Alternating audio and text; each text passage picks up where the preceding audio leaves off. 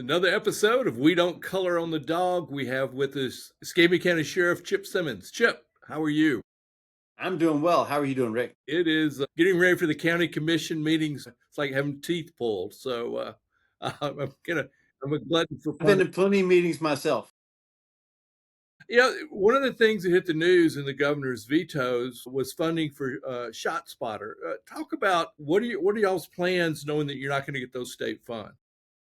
So just a brief recap. We applied on behalf of the city of Pensacola and the sheriff's office, 2 square miles in the sheriff's office jurisdiction and 1 square mile in the city of Pensacola based upon recommendation of the Pensacola Police Department. So we had an appropriation about 350,000 the first 3 years. And it's worked out very well. We've incorporated that program into our real-time crime center. So they kind of work together. But now obviously it passed the legislature, but it was vetoed by the governor. I don't really get involved in petty politics. I don't know why it was vetoed. Governor didn't call, so I really, again, I have nothing, to go on with why it was vetoed. But bottom line is we don't have the funding, so it'll expire probably. I think October is when it expires. We're going to continue to work with. Again, it was just a small piece of the real time crime center, and while I would rather have it than not. It's not something that's going to be, a game changer for us. We're going to continue to work with acquiring new video feeds from various areas within our, various roadways within Escambia County. We're working with the Town Authority in Pensacola Beach. We're working a number of different places. We're going to continue with doing a good service to the citizens of Escambia County. So I guess there are no other pockets we could look at. I guess you could go back to the county and the city, but they're in a tight budget year too. Right.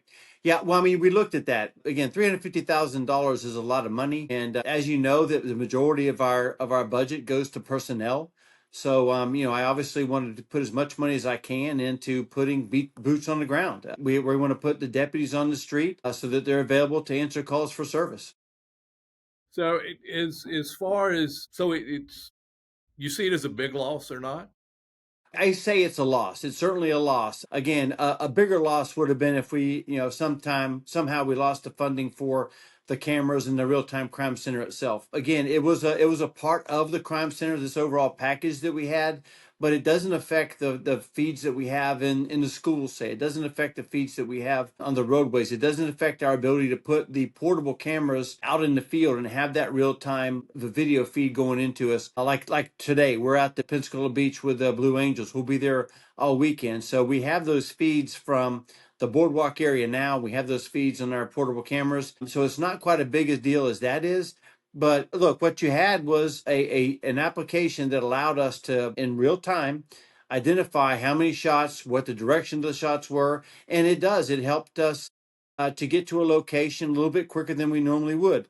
Now, the vast majority of the shot spotter indications were not shots that were fired in anger. So there was no one there to find. So the assumption there is that people are test firing a gun, shooting at a snake in the backyard, shooting up in the air in celebratory mode. That's the majority of what we think has happened.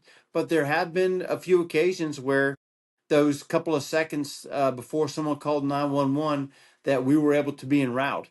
And then we'll use the cameras that we have in the areas to supplement that as well. So is it a loss? Yes.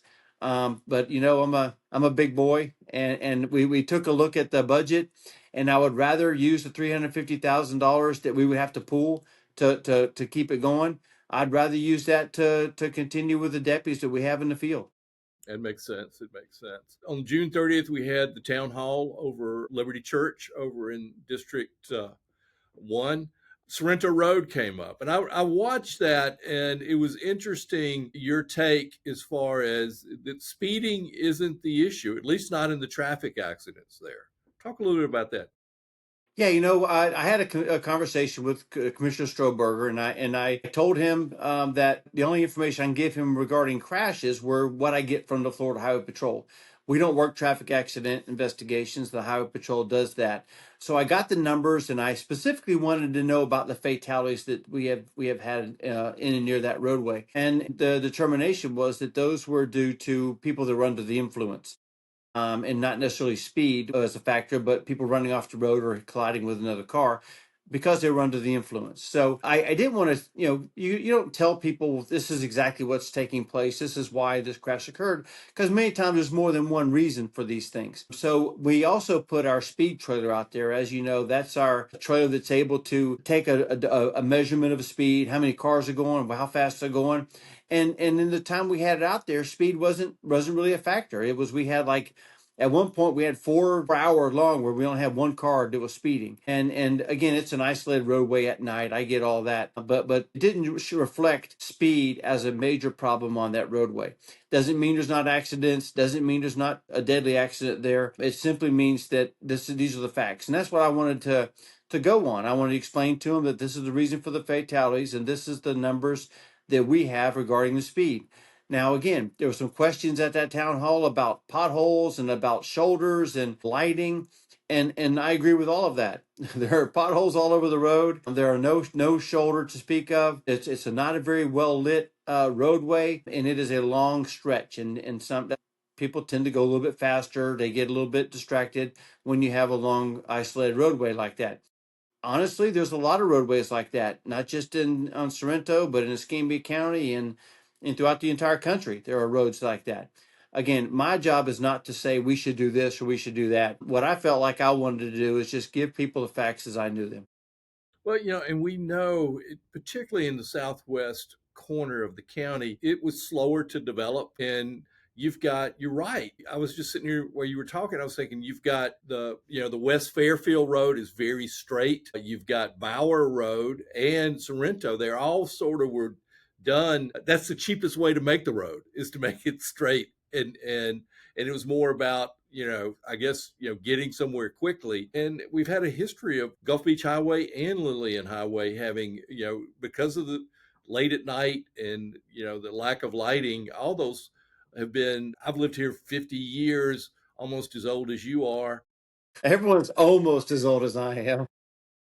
That has been, it's an area that definitely needs infrastructure work there, but it can be very dangerous in that part of town, particularly late at night.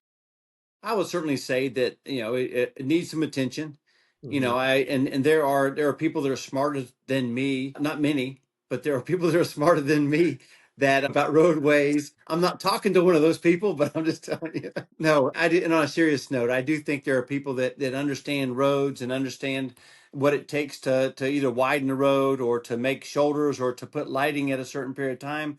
There's some talk about potentially reducing the speed limit. Is that worth it? Should the speed bumps or some sort of a road diet might be beneficial? Again, I don't have those statistics. I simply just tell you what we have seen.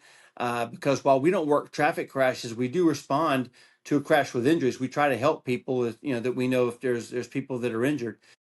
So yeah, as you mentioned, I do think some attention should be drawn to that and other roadways, and I think that's what's taking place. That's why there's a conversation, in my opinion. We're almost, I guess, we have Blue Angels, so we're right at the halfway mark for the summer.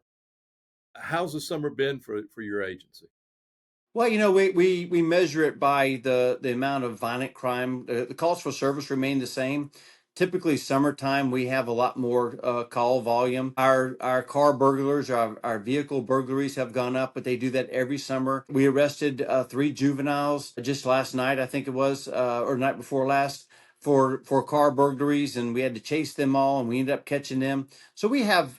The homicide numbers are actually down a little bit. Our search warrants are up. So it's that, as we've talked a little bit about the drug enforcement. We've seized more guns. We've kicked more doors in. We have seen a fewer homicides. I think our violent crime is trending just a little bit lower than it was last year.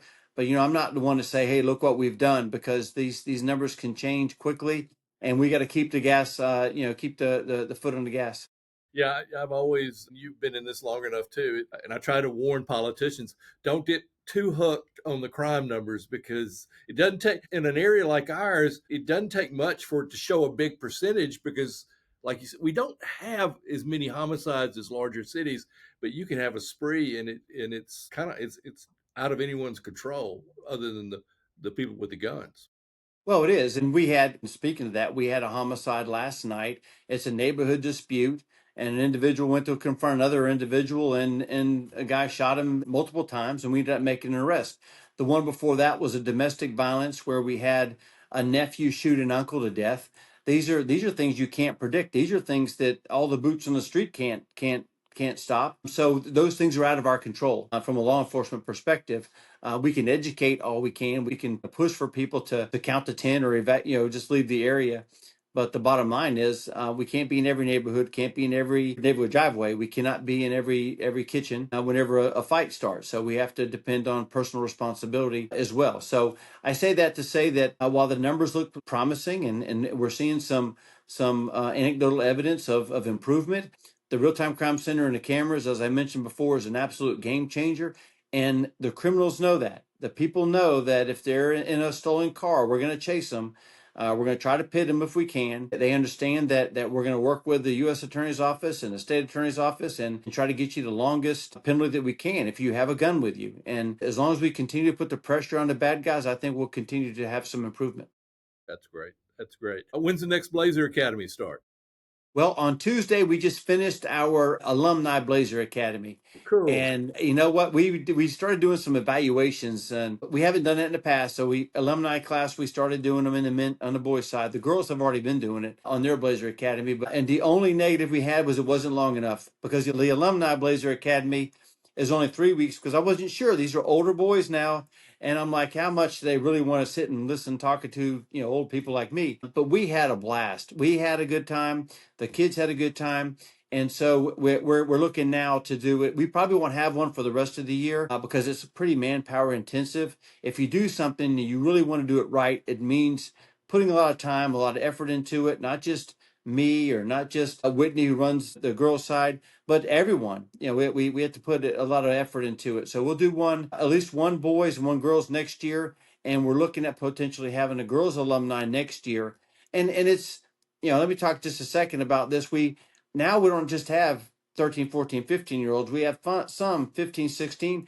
Some of them are driving to this thing, and they still want to come. So that's just a wonderful opportunity for us to see what they're doing, and to see that what we have talked to them in the past, it still resonates. This time still Blazer Academy. So we gave them a green Blazer this time instead of the blue Blazer. So conceivably, they now have an option of 2 Blazers to wear for on a date, on a job interview, wherever that they want to use it.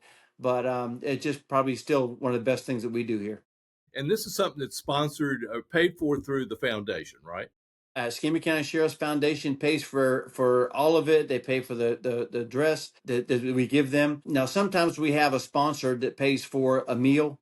And we certainly appreciate that, and we appreciate the people that a lot of times will give money to the foundation, and they earmark it specifically to the Blazer Academy. So that obviously is a way that people can help us with putting these things on, so we can continue to reach these 13, 14, 15, all the way to 18-year-old young men and young women, because it's the future of our community. And that's the point I wanted to make to the viewers and the listeners is you can help, because the foundation, it goes right back into the community. And I'll put a link to all that in the description for both of these. But Chip, once again, thank you for coming on today. We'll do it again. It's good to do about every 2 or 3 weeks so we don't get tired of each other. That sounds good. Rick, thank you for having me, and I appreciate what you're doing. Always. Same here. Take care. Take care. Ah,